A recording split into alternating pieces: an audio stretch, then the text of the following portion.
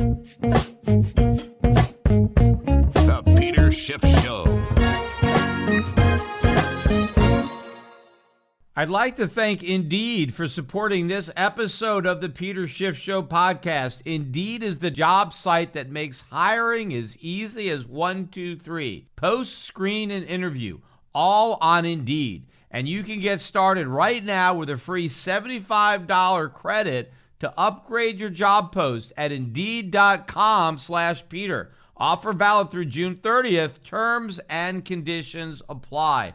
Well, the price of gold finally back up to $1,900 an ounce today. In fact, we settled just below at $18.9920, up $18.70 on the day. Silver also added about 22 cents an ounce, closing just below $28, $27.97. The U.S. dollar index headed in the other direction. It was down, closing at 89.66. This is the lowest the dollar index has traded since early January. Also, this is the highest the price gold has traded at since early January. And I think we're very close to a major breakout in the price of gold and breakdown in the value of the dollar. You know, we did have a couple of catalysts for today's move up in gold and down in the dollar. One was a statement from Chicago Fed President Charles Evans. And Evans basically pledged his full support for the Fed's current reckless monetary policy. He said, and I quote, "I have not seen anything yet to persuade me to change my full support of our accommodative stance for monetary policy or our forward guidance about the path for policy." And also, in commenting about inflation, he said that the recent rise in U.S. inflation is unlikely to lead to the kind of undesirably high inflation that some notable economists have warned about. Obviously, by saying notable economists, he's not referring to me. He's referring to some other economists. But I think it's interesting that, number one, he said that inflation is unlikely to be undesirably high.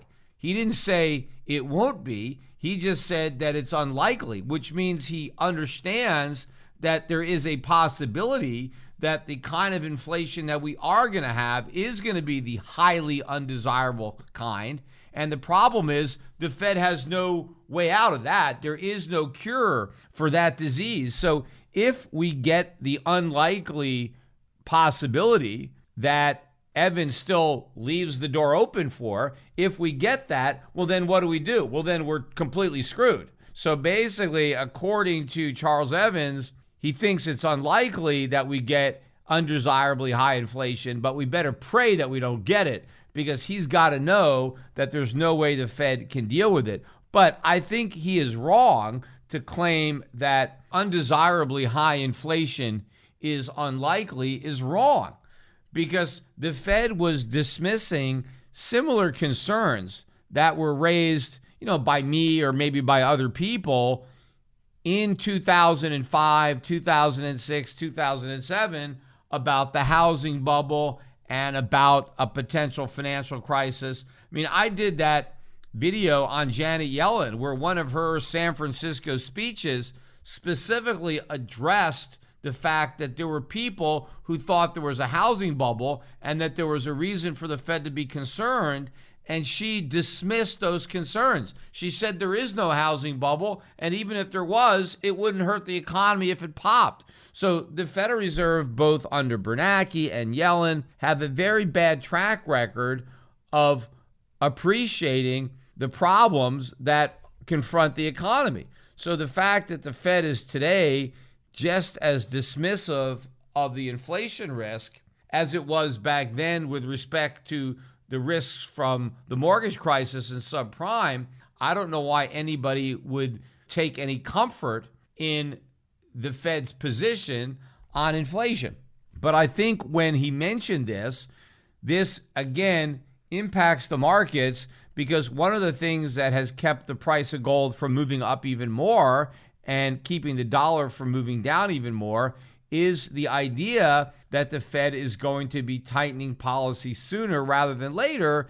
And here now you have a Fed president coming out and saying, absolutely not. We're not worried about inflation at all. We think all these economists who say that inflation is going to be a problem are wrong. It's transitory. And so we're going to keep the monetary pedal to the metal. I fully support the current monetary policy and all the forward guidance. So that was the initial spark that kind of got gold out of the red, because gold started today down. In fact, at one point overnight, it was down about $10. But by the time the U.S. market started trading, those declines had been cut quite a bit. Gold was only down maybe $2 or $3. But as soon as we got these dovish comments, we saw the price of gold move into the black, and it pretty much stayed there. But then it gathered momentum later in the day after we got some economic number, both consumer sentiment number and new home sales. And I want to start with the new home sale number, because this was the number that really disappointed Wall Street. They were looking for 955,000 new home sales for April, and that would have followed the 1,021,000 from the prior month, which was a very strong month. Now, that month was revised down to 917,000. Again, these are annualized numbers. But the number for April came in well below estimates. In fact, the range of estimates was from a low of 915,000 to a high of 1,040,000. And instead, we got 863,000. So well below even the lowest in the range of consensus forecast. And so this, again, is bearish for the dollar and bullish for gold, because it shows a slowdown in new home sales, which shows a softening in the economy.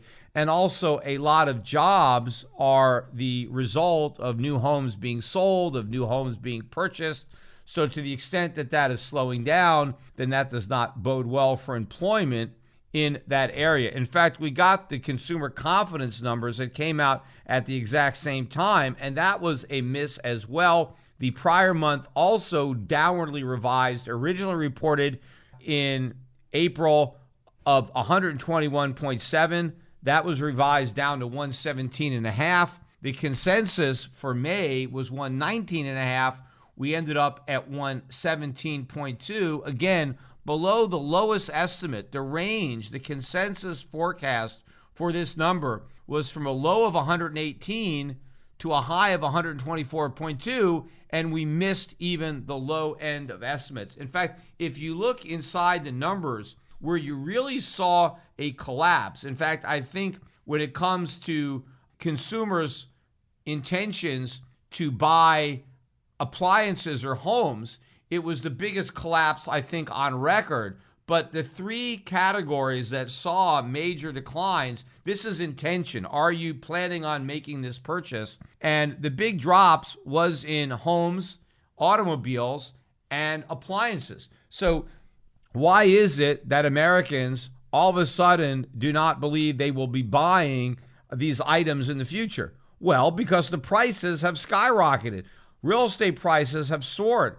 Automobile prices, used car prices have gone way up. And so people can't afford it. And obviously, if you can't afford to buy a new home, well, you're not going to be buying the appliances to go in your new home. So you now have rising prices destroying all of this demand. You see, the government created all the demand by printing up all this money. And they send money out to people. And yeah, people want to spend it. They want to buy cars. They want to buy houses. The problem is you can't buy cars and houses that haven't been built. The Federal Reserve prints money. They don't print merchandise. They don't print homes or appliances. Somebody has got to manufacture those things. And it certainly isn't Americans. Americans are sitting at home cashing their unemployment checks. Well, when they want to take their unemployment checks to a automobile dealer, well, there's no cars there. They weren't making any cars, and the rest of the world didn't make enough cars to ship to the United States,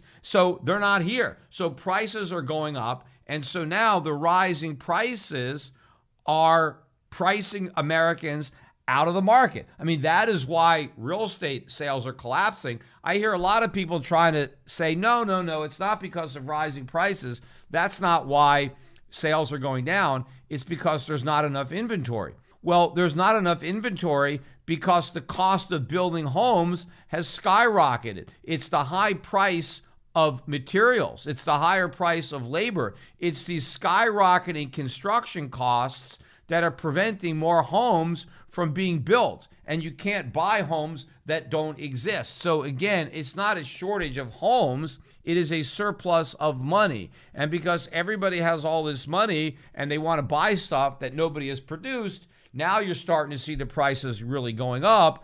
And this is what is pricing Americans out of the home market. It's pricing them out of the automobile market. And also, if they're not buying homes, well, then there's no point in buying appliances, but those appliances are getting more expensive too. But it's not just these big ticket items that Americans are going to be priced out of, because the price of every single item that Americans buy is going way up. And so the same thing is going to happen on a smaller scale for all of that merchandise. As prices go up, more and more Americans are just not going to buy this stuff because they can't afford it. Now, what is the Federal Reserve going to do? Is it going to just send bigger stimulus checks? Hey, prices have really gone up. People can't afford to buy stuff. So now we need even bigger checks. Well, that's not going to work. It's like a dog trying to chase its tail, because now they send everybody bigger checks so that they can pay higher prices. And now the prices go even higher because now people even have more money to bid them up. Because the reality is, printing money doesn't create wealth. It doesn't produce goods and services. It just produces money to bid up the prices for goods and services. And that's exactly what's happening. And this is how Americans are experiencing the inflation tax. As prices soar for all goods and services, Americans now can afford to buy fewer goods and services. I mean, they may spend more money, but they're spending more money buying less stuff. And the fact that they're buying less stuff, that is the tax. You see, if it was an income tax that financed all the stimulus, then Americans would buy less stuff because they had less money, because the government would have taken their money in taxes and would have left less money for individuals to go buy stuff. But instead, the government didn't do that. The government just printed money and gave it to some people to buy stuff. And those people bid up the prices. So now everybody else can buy less because everything costs more. Now, I think as the reality of this inflationary spiral really sets in and people start to ignore comments by people like Chicago Fed President Charles Evans about inflation being transitory, about those economists who are warning us about an inflation problem, how those economists are wrong. No, those economists are right. It's the Fed and the economists over there that are wrong. That's when the price of gold is really going to go ballistic. And I think we're getting very close to that point. And I know that a lot of people have been frustrated about gold's failure to make an even bigger move in the face of this massive increase in inflation, this obvious increase in inflation.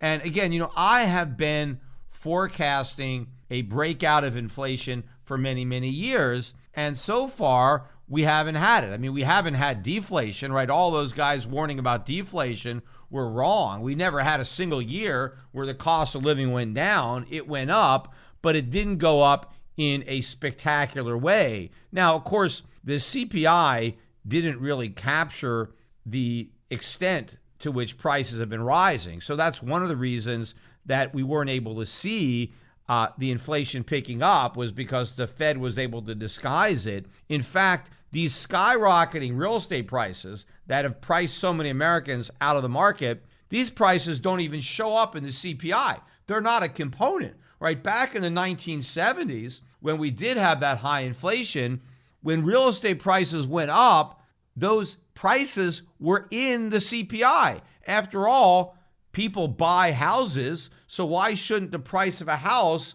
be a component of the CPI? I mean, it should be, but it's not, because the government wanted the CPI to be a smaller number, so it wanted to exclude rising home prices from the cost of living. But what they ended up doing is they substituted owner's equivalent rent for home prices. And they claim that that was just as reliable. But of course, it's all BS, because what the hell is owner's equivalent rent? Supposedly, they do surveys and they ask people, hey, if you had to rent your house from yourself, what would you charge yourself? And then you got to, I don't know, figure out a price. And then maybe a year later, they ask you the same question and they try to figure out how much more you're going to charge yourself this year than you were going to charge yourself last year, except you're not charging yourself anything. And how do you know? I mean, people are guessing, pulling these numbers out of a hat. I don't have any idea really how it's calculated, but I know that it's something like 40% of the CPI, and it's complete BS.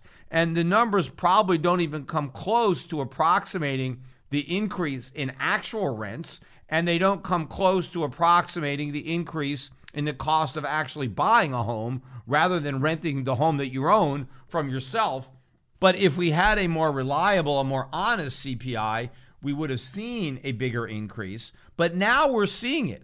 We are seeing incredible price increases across the board in a broad category of consumer goods. Inflation is everywhere. And so to me, this is the subprime mortgage meltdown of 2007.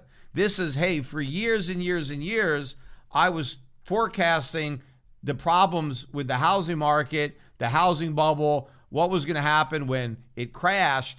And then when the subprime meltdown happened, exactly the way I said it was, that was the moment that I knew for sure that I was right. I mean, I thought I was right. I was confident, but I didn't have any concrete proof that I was right until subprime blew up. And once it blew up, then I know for sure that what I was saying was correct. But again, everybody who is oblivious to the problem, even though the pin had just pricked the bubble, since they weren't in a bubble, they didn't even see the pin. And they were in denial of the subprime problem. Well, the same thing now with inflation. We now have real world evidence of soaring consumer prices, basically validating what I've been saying over the years, that we had a big inflation problem and that we were going to get soaring prices. And now it's just begun.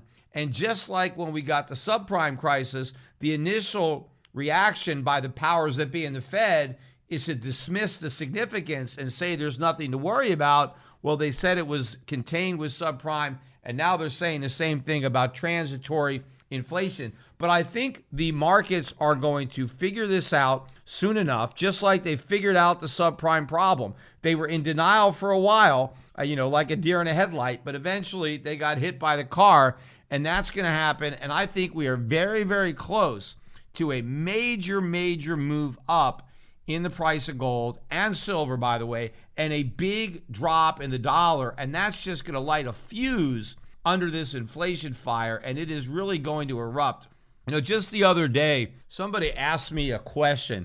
He said, Peter, it seems like everything is in a bubble, right? We're in this everything bubble. All assets have bubbled up except gold. Why is that? How is it that every asset is in a bubble but gold, right? Or gold and silver. And so here's how I answered his question. And I wanted to put on the podcast because I think a lot of people may have asked themselves the same question. The reason that everything is in a bubble except gold is what everything is in a bubble in relation to. See, gold is actual money. It's real money. It's a safe haven. It's a store of value. So the bubbles are in terms of gold. The price of real estate, the price of stocks, the price of collectibles, even these cryptocurrencies, right?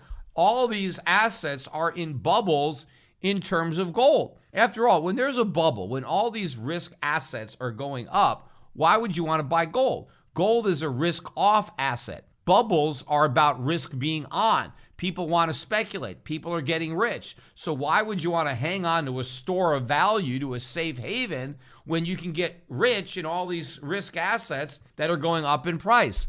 So gold can't be in a bubble, because if the price of gold was also going up, then these other assets wouldn't be in a bubble. It would just be a dollar collapse. Because if the price of gold was going up as much as the price of stocks and the price of real estate and the price of collectibles, then those prices wouldn't really be going up at all. It would just be the value of the dollar that was going down. But because the price of gold hasn't gone up nearly as much as the price of these other assets, that shows you that these other assets are in a bubble. But the bubble is going to deflate, and these asset prices are going to come down. But they may not come down very much in terms of dollars. Their dollar price is irrelevant.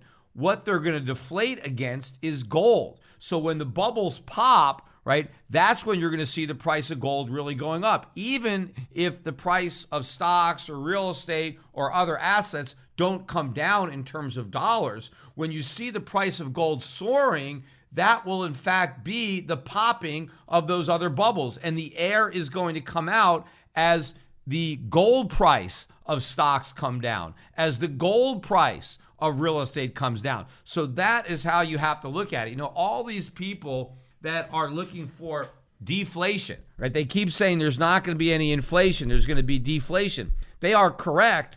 All these bubbles will deflate in terms of gold. But as far as what it means for the average American, he's not going to see deflation because he doesn't have any gold. He's not buying stuff with gold. He's just got paper dollars. And in terms of paper dollars, it's all inflation because the supply of paper money is being inflated. The supply of gold is not. So you got all this paper money being created. So the price of everything is going up in terms of paper money, but the price of everything is going to be going down in terms of gold. And I think the prices that will go down the most will be asset prices. So I think stock prices and real estate prices will fall more in relation to gold than will commodity prices or the price of other consumer goods. So you're going to see asset prices losing value in relation to goods prices, but you're going to see both asset prices and goods prices losing value in terms of gold. So it is a complete deflation of this massive bubble, only it's being deflated in terms of gold, not in terms of dollars. Now, I think at some point we will reach an extreme, maybe similar to what happened in 1980, only greater, where, you know, you had the price of gold up at around 800, which was the peak. And then you had, you know, the Dow Jones down at around 800, but all these asset prices came down. Now, some people might say, well, maybe we had a bubble in gold in 1980. It really wasn't a bubble in gold. It wasn't so much that gold was so overpriced. It was that all the assets were so underpriced relative to gold. Because in a bubble, right, everybody is greedy. Everybody wants to buy risk assets. And so the price of those risky assets goes way up in terms of gold. Well, in 1980, it was the opposite of a bubble. Everybody was afraid. Nobody wanted to own assets. Everybody was scared. Inflation was high, interest rates were high, so people were dumping assets. So when gold was at 850 and all these assets were so cheap, it wasn't really that gold was overpriced so much that all these other assets were so underpriced in terms of gold because nobody wanted to buy them and everybody wanted to sell them. So if you happen to have a lot of gold in 1980 because you were smart in the late 60s, early 1970s, and you sold these assets when they were very expensive relative to gold, and you loaded up on gold, when all those assets got super cheap in 1980, if you were smart then, you were able to take your gold that held its value and buy up all those cheap assets that got killed when everybody was worried and fearful about the future in this massive recession with very high interest rates and high inflation. So I think the same thing is going to happen as the air comes out of this bubble and as asset prices start to deflate relative to gold. They are going to overshoot on the downside by as much, if not more, than the overshoot on the upside. So when gold price just goes ballistic and goes very, very high, and you don't see a similar move in other asset prices, stocks, real estate, at some point those other assets in gold terms will be very inexpensive. They will be a bargain. And that's when it'll be time to use your dry powder that you stored in gold and buy those other assets. Or if you had some of that dry powder, not really dry, but in gold mining stocks, because if gold goes way up, I expect gold stocks to go up a multiple of that. That's exactly what happened in the 1970s. The people who loaded up on gold stocks in the 1970s had much bigger profits than the people who just bought physical gold. And I expect the same thing to happen in this cycle. But since the U.S. economy is in so much worse shape today than it was back in 1980. The bubble is so much bigger. We have so much more debt. The collapse of it is going to be bigger. The collapse of the dollar is going to be bigger. I think that the increase you're going to see in the price of gold is going to be larger than what we saw during the 1970s. And the collapse in asset prices will be even bigger. So I think people will be able to get even bigger bargains at the bottom of this coming bear market as the air comes out of this bubble during this big run in gold than they did at the end of the 1970s. In fact, the government is already trying to scapegoat others for rising prices and trying to attack the result of inflation rather than inflation, because today we learned that the District of Columbia is filing an antitrust lawsuit against Amazon, claiming that Amazon is responsible for higher prices. I mean, think about that. Amazon is one of the biggest forces that has been keeping a lid on prices, despite the fact that the Fed's been creating all this inflation. And now the government is claiming that Amazon is violating antitrust laws and gouging consumers. Basically, what the lawsuit is alleging is that Amazon, when it has contracts with resellers, it prevents those resellers from simultaneously offering the same goods that they're offering on Amazon at a lower price on their own sites or elsewhere, which of course makes perfect sense from Amazon's perspective, because Amazon is helping to promote these retailers and giving them access to the Amazon customer base. What Amazon doesn't want is for these companies to be able to attract customers on Amazon and then divert those same customers away from Amazon by then offering a lower price on the same product. I mean, that would be a losing situation for Amazon. And so it makes sense to me that if Amazon is going to give these smaller companies access to its customer base, that those other companies also agree not to then divert the sales that Amazon helped generate to another platform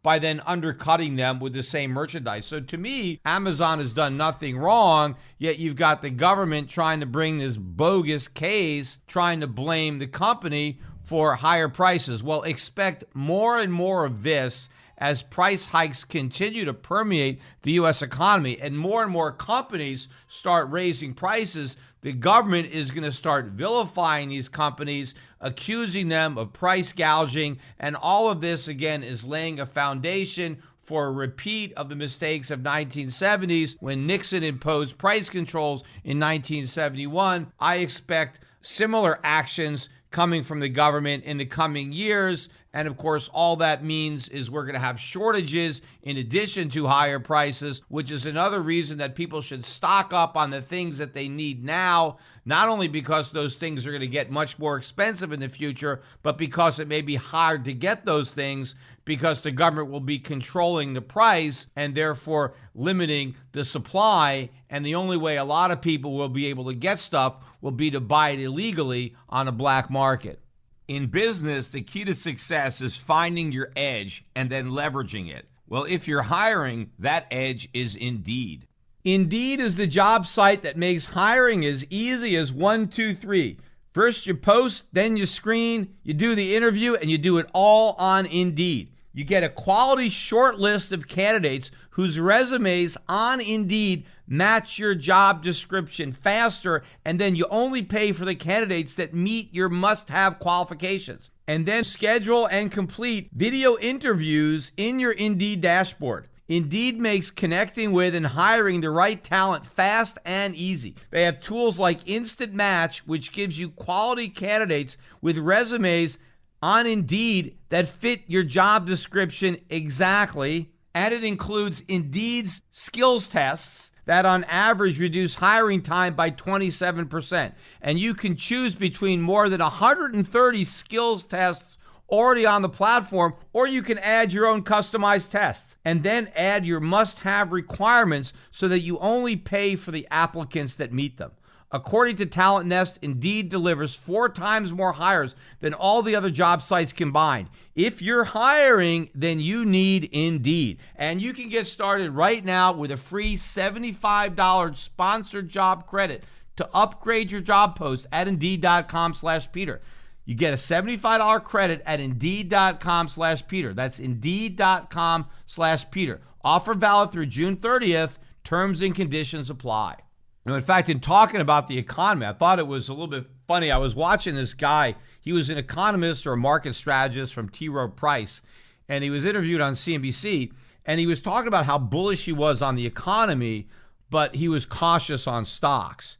And, in my opinion, it really should be the opposite. He should be cautious on the economy, but maybe bullish on the nominal price of stocks. But this guy was so bullish on the economy because he was talking about all the stimulus money that consumers had burning holes in their pocket. He said, I've never seen the consumer so strong. The consumer has so much money and they have all this pent up demand and they're going out and spending money. And so I'm so bullish on the economy because everybody's got so much money to spend. But that is not a strong economy. These economists still don't get that you just don't print money and hand it out and then you have a strong economy. A strong economy is built on production. What makes the consumer strong is that you have a lot of factories producing goods for the consumer to buy. If you just have a central bank printing money, that doesn't do anything. All you have is money. You've got nothing to buy. And yes, right now they're saying, oh, there's a problem. We have all these shortages. Well, duh, of course we have shortages. We didn't make anything. All we did is print money. And now people want to buy stuff with all the money we printed, and we didn't make anything, so there's nothing to buy. And the prices are going up. But this guy still doesn't get it. He's confusing spending printed money with economic strength. There is no strength in the economy. The economy is a complete disaster. And because the economy is a complete disaster, the Fed's going to keep on printing money to try to stimulate it, even though the stimulus acts as a sedative, which means the more they sedate it, the more they have to stimulate it to counteract the effects of the last stimulus. And that is what's driving the stock market higher. So I would not be surprised to see stock prices continue to rise, especially the stocks that have international exposure, that are earning money around the world, companies that have a lot of resources, natural resources, raw materials, stuff like that, where you have the ability to benefit from rising prices. You're going to continue to see potentially stocks going up in terms of dollars, but what you're about to see is a major decline in U.S. stocks relative to stocks in the rest of the world and relative to the price of gold. And this is why I think that anybody who's been listening to this podcast really needs to appreciate the degree to which the forecasts that I've been making over the years, while early, have been extremely accurate. And time is running out to take advantage or follow the investment strategy that I am recommending, especially if you are retired or you are nearing retirement. If you want to preserve any chance of retiring, you have got to make these changes, because if you don't, it's your money that's going to retire, not you. You're going to be working for the rest of your life, because inflation, the inflation tax, is going to fall hardest on retirees, people who are living on a fixed income, because the value of those income streams is going to be destroyed. The value of your pensions, the value of your Social Security. It's kind of ironic, too, that one of the main reasons that the government rigged the CPI back in the 1980s, with the Boskin Commission, which was later, but the main reason that they made these changes in the CPI was so they can cut Social Security benefits without having to vote to cut them, because the Social Security system was in trouble. Of course, it's a Ponzi scheme, right? It's not funded. They collect money in from the people who are working today to make payments to the people who worked yesterday and who have retired. There's no real fund where Social Security taxes are put aside to be later repaid to the people that made the contributions. No, people work, they pay taxes, the government spends every nickel, and then by the time they retire, the Social Security trust funds actually have no money because it's all been spent. And so the money to pay the current beneficiaries comes from the taxes that today's workers are paying. And of course, today's workers assume that when they retire, there'll be a new crop of workers that will pay taxes to support them. That's the Ponzi scheme. The problem is there's not enough people after the baby boom to finance the baby boomers. So the baby boom is going to be a bust because the generations that precede them can't carry the load. But one of the ways they got as far as they did is they came up with a lower CPI, because every year there's a COLA for Social Security, and all the Social Security recipients get an increase in their benefits to adjust for inflation. Well, by changing the way the CPI was calculated, they ended up with a lower inflation number. And so that means every year they gave Social Security recipients smaller increases. And since the new way of measuring inflation didn't actually cover the increase in the cost of living for the recipients, it really amounted to a cut in Social Security benefits. Because if every year inflation is 4%, but you only get a 1% increase because of a faulty CPI, but you would have got a 4% increase if the government had left the CPI alone, you're basically getting a 3% cut in your Social Security benefits each year. And so that's basically what happened, because no politician wants to cut Social Security benefits. Nobody wants to vote to do that, but they changed the CPI so that the benefits are cut automatically and nobody has to risk the wrath of voters by voting for a cut when the cuts are happening on their own. Now, of course, that's one of the reasons that the living standards keep going down for that age group on a relative basis. It's because their Social Security checks are actually getting smaller and smaller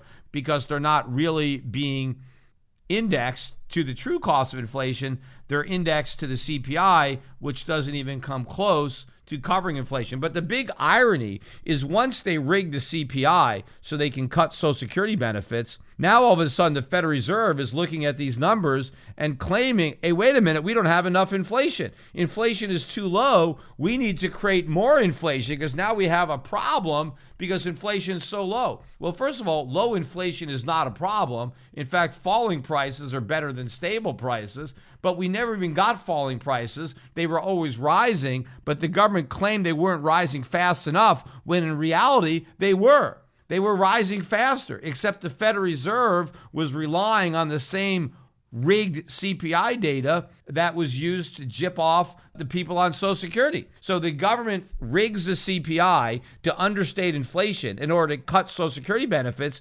And now the Federal Reserve uses that rigged CPI as an excuse to print even more money under the false pretense that we don't have enough inflation. When if the government simply honestly reported it, we would actually have more inflation than the Fed's so-called target, and the Fed would be forced to tighten monetary policy. Instead, it eases it and creates even more problem. But it's the guys on Social Security who have been ripped off all these years by COLA payments that didn't adequately reflect the increase in the cost of living. They are now going to get decimated by all the extra inflation that the Federal Reserve was allowed to create because it was hiding behind these doctored CPI numbers. And when this inflation hits and people get wiped out, there is no way to get the money back. There is going to be no bailouts. There is going to be no stimulus. When the dollar is crashing, all bets are off, because the Fed was able to bail people out after the financial crisis because it could print dollars and give it to them. But if it's a dollar crisis, if inflation is running and the dollar is crashing, what good is a government bailout? All they can do is print more money, but it's not going to have much value. So everybody is on their own. Everybody has to act preemptively to get out of U.S. dollars.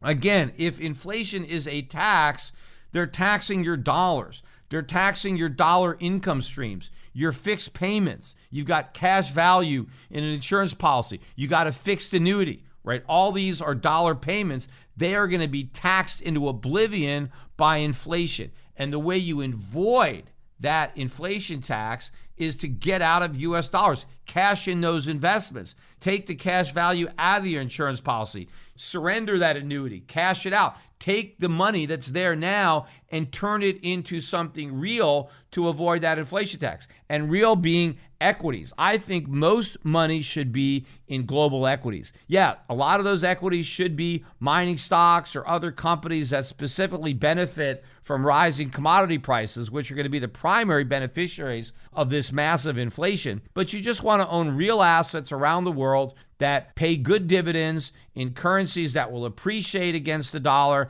where the companies have good pricing power so that if there's inflation in their local markets, they can raise the prices, which means they can raise the dividends that are paid out to the shareholders.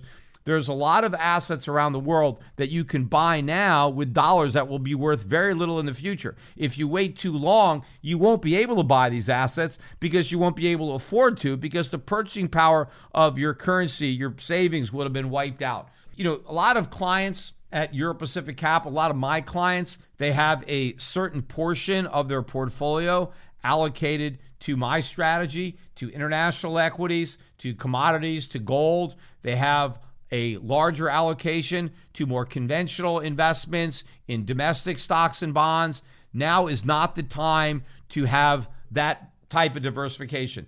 I think you really want to minimize your exposure to the US dollar and maximize your international exposure. You want to really start to take down your domestic allocation. Your domestic bond allocation should be zero, as should your domestic cash allocation. If you want to have some U.S. stocks, as long as you're concentrated on the multinationals, the ones that export, you can own those. But I still think that the valuations of the foreign stocks are still so much more compelling and the dividend yield so much higher. I can't even see a rationale for maintaining a weighting to U.S. stocks when you have so much better opportunities and so much better values in the international market. But this is where people should really be reducing their domestic exposure, reducing their exposure to the inflation tax, and sending more money into their Euro-Pacific capital accounts to increase their international allocation, their non-dollar allocation. And of course, if you've been listening to this podcast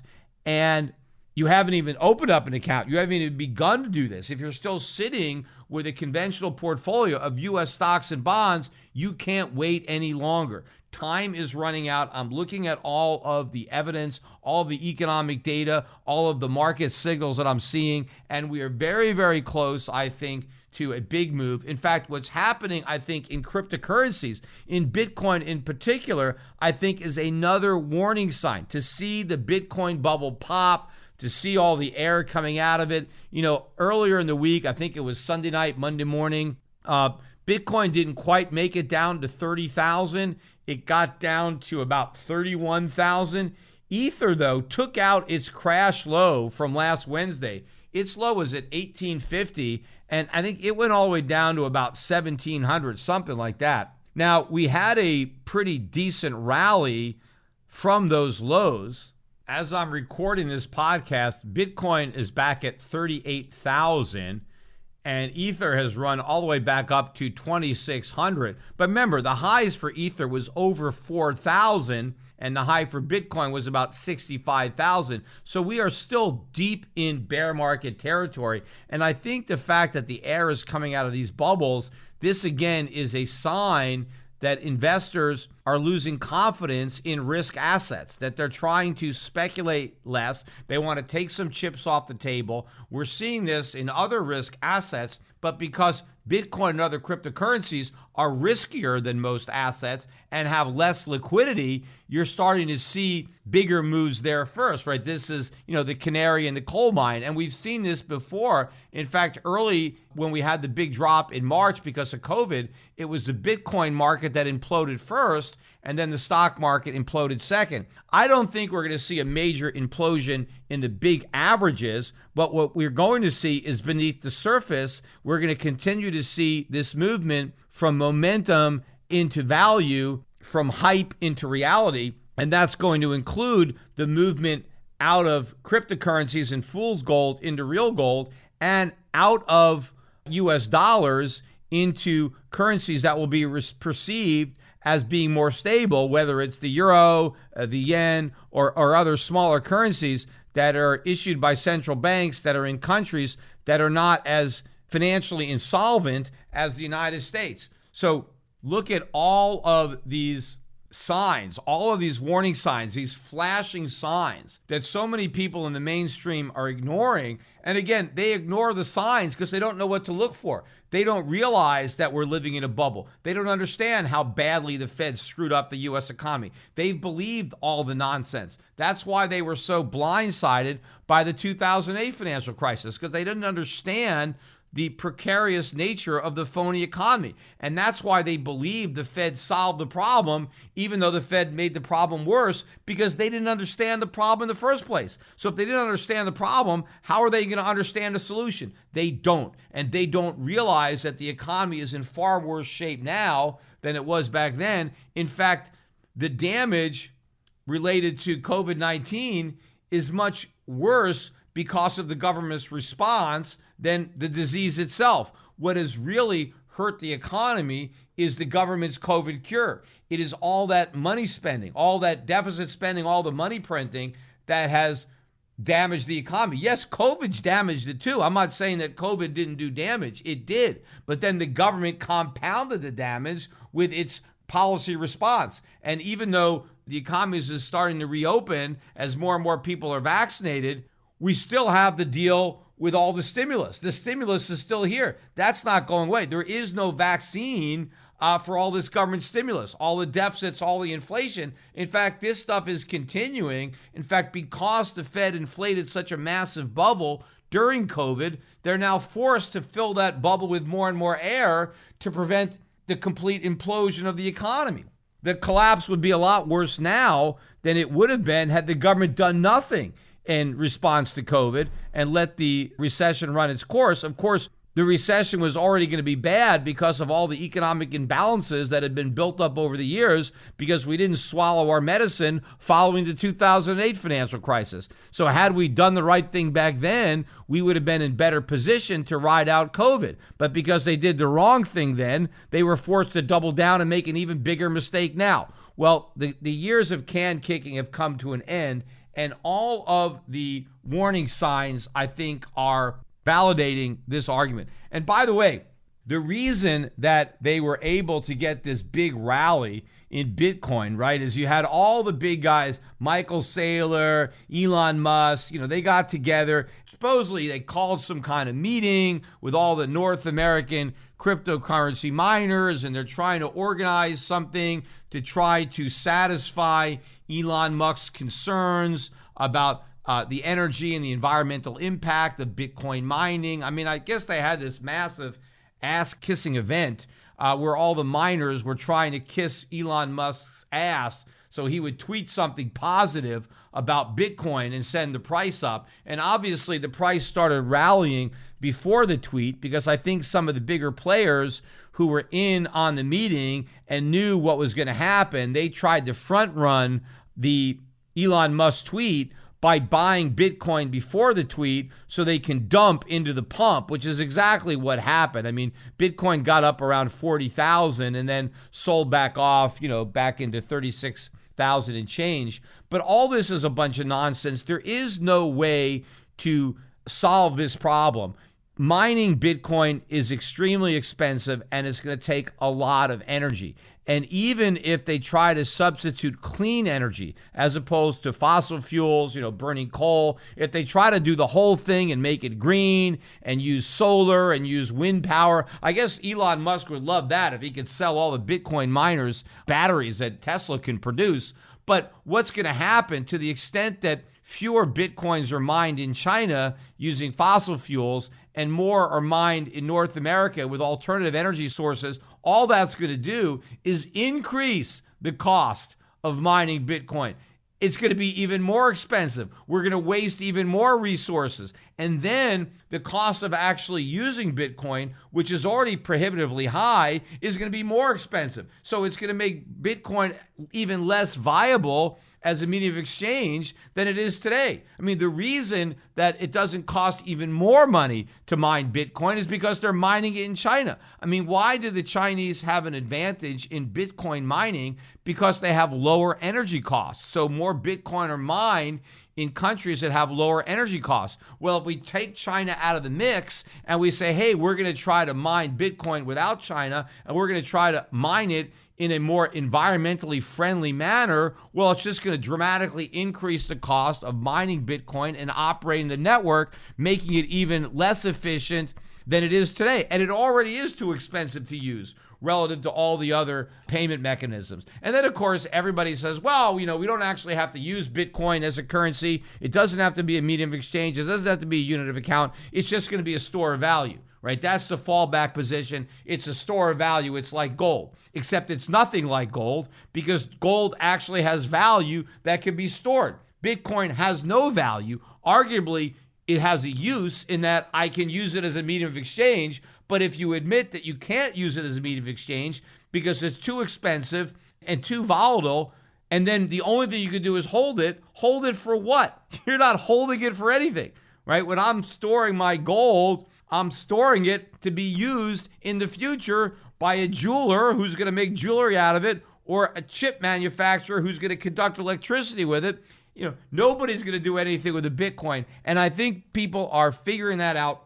I think this movement up, this big rally based on a tweet from Elon Musk is going to backfire. It's just going to shine another light on how ridiculous this whole market is if it lives and dies by a tweet from Elon Musk. So you're going to go and you're going to put real money into Bitcoin and then hope and pray that Elon Musk doesn't wake up on the wrong side of the bed and decide to send out a negative tweet, and now your investment has lost 20% of its value. Look, I think a lot of the institutions that came late to the party are already looking to leave. They're probably going to sell into this rally. It's not about buying the dips for these guys. It's selling the rips. It's, hey, let me get a bounce. Let me get out. I'm going to look for something else. And I think the institutions that thought about joining the party are thankful that they didn't. They may have been toying with the idea, but now it's completely off the radar. They're not going to be buying. They're going to be looking for something else. And the something else that they're going to find is going to be gold. If people were thinking about buying Bitcoin because they thought they needed a hedge against inflation,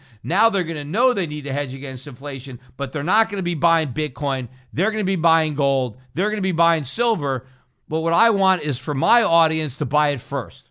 It was interesting, too, that despite the steady strength that we had all day, really, in gold and silver, we didn't see that type of strength in the mining stocks. I mean, the mining stocks were down pretty solid this morning when gold prices were lower.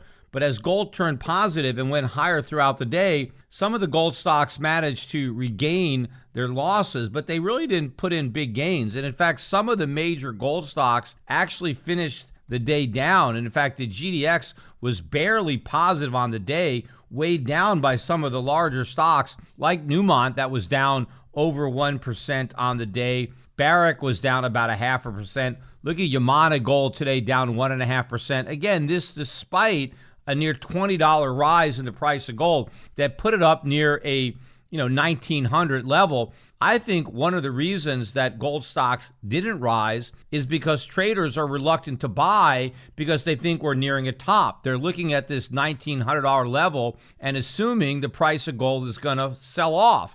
And so you're not seeing this confirmation of the move to 1900 by the gold stocks. And a lot of people may read this as a bearish sign, meaning that the gold stocks, since they're not confirming the move, that the move is going to be rejected. And what this weakness in the gold stocks today is indicating is that we're going to see a sell-off in gold, that gold's not going to rise above 1900, and that the gold traders are correctly predicting a decline in the price of gold. Well, I'm dismissing that. I think what's happening is that these gold traders are still in denial.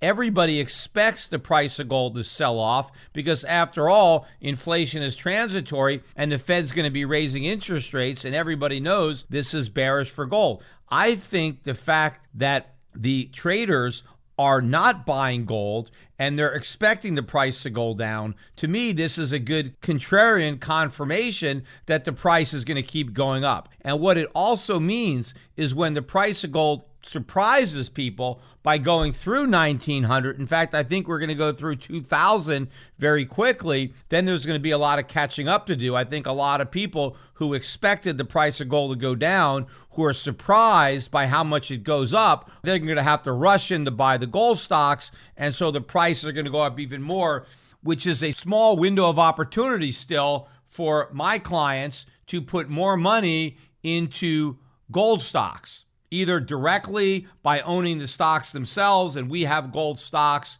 in all of our strategies, but also I specifically have a gold fund, the Euro Pacific Capital Gold Fund. And so if you really want to maximize the benefit from this gold move and you want to do it with the mining stocks, then this is a good time to be getting more money into my gold fund. And again, you can talk to any of the representatives at Euro Pacific Capital to get information on my gold fund, on whether it's suitable for you, how to buy it. You can also get information about the fund by going directly to their website at epacfunds.com.